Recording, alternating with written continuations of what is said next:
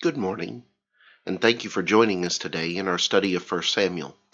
My apologies for the delay in making this one available. I've been dealing with a bit of a cold for the last few days, and so just trying to get everything back to functioning the way that it should be has taken a couple of days. And so we are a little bit removed from where we would normally be as far as the timeline for getting up our lessons from 1 Samuel 13. But thank you for being with us in our study today. We are in the 13th chapter of 1 Samuel. And as you come into this chapter, Saul is the one who is now fully on the throne, and yet everything is not going smoothly and according to plan.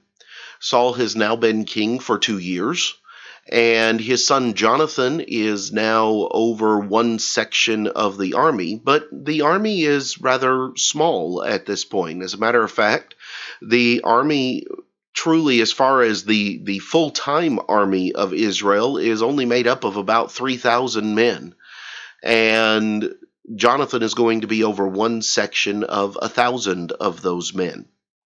And so as we come into chapter 13, there is going to be an action that is undertaken and then a reaction that is going to cause yet another reaction that will not be helpful to Saul or to his people. And so as we start chapter 13, we begin with the opening salvo. And the opening salvo is found in verses 3 and 4, because Jonathan goes and attacks the garrison of the Philistines that is in Geba. Now, some say that this is Gibeah, which would be in central Israel. Some say that this is an area over on the border of the Philistines and the Israelites. But no matter where it is a place where the Philistines have established a garrison, and it is a place that Jonathan is going to attack, and he is going to take the garrison. He is going to defeat the garrison that is there. Now, Jonathan only has a small army by comparison, a small number of men. And yet he is going to go and he is going to attack the Philistines, and he is going to win the opening salvo. Saul is going to send messages out throughout all the land of Israel saying, "Let all the Hebrews hear." The problem is not that the Hebrews heard. The problem is that the Philistines heard as well. And when the Philistines hear that they have been attacked at Geba, they gather their entire army.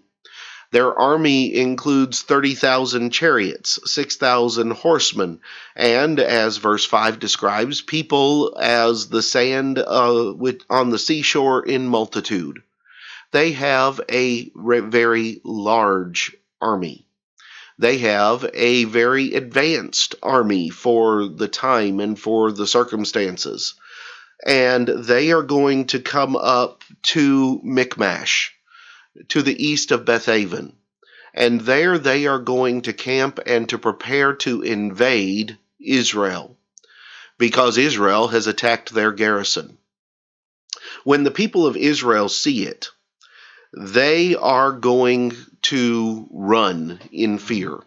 Verse 6 says that they hide in caves, in thickets, in rocks, in holes, in pits, and even they will cross over the Jordan River to the land of Gad and Gilead.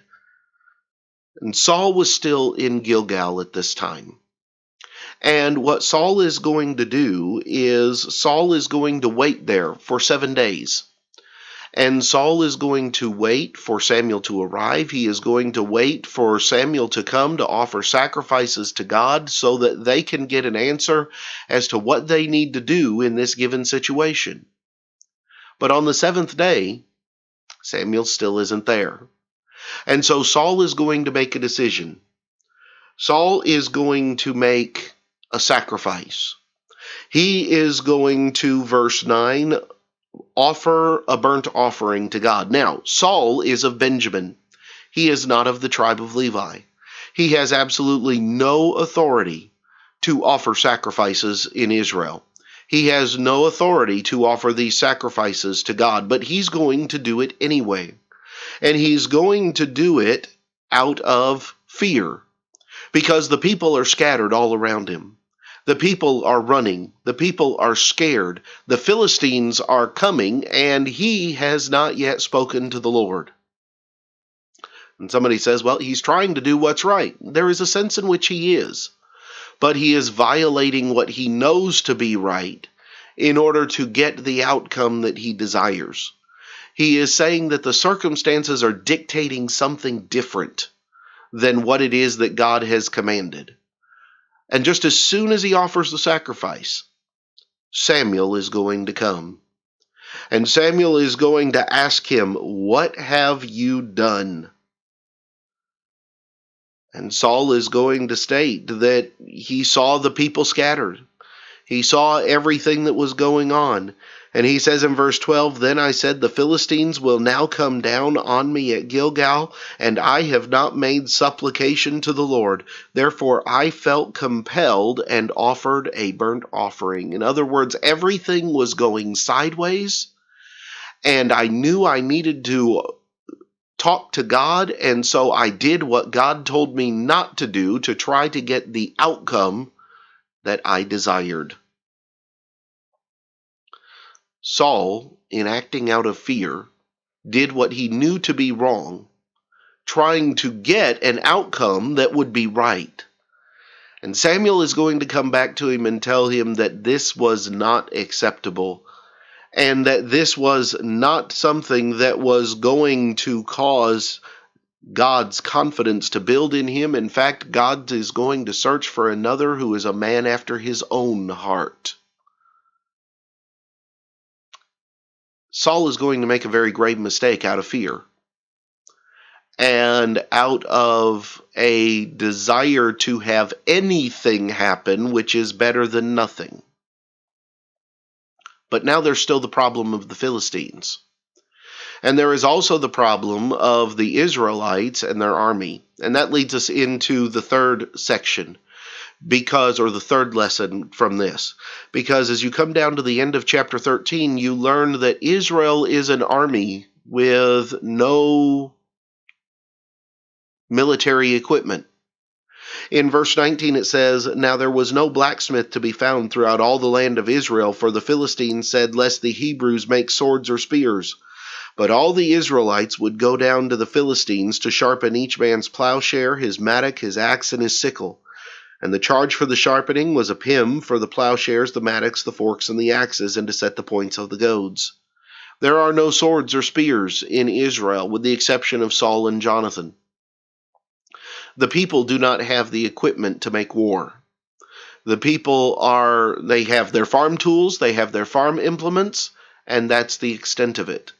They do not have a standing army.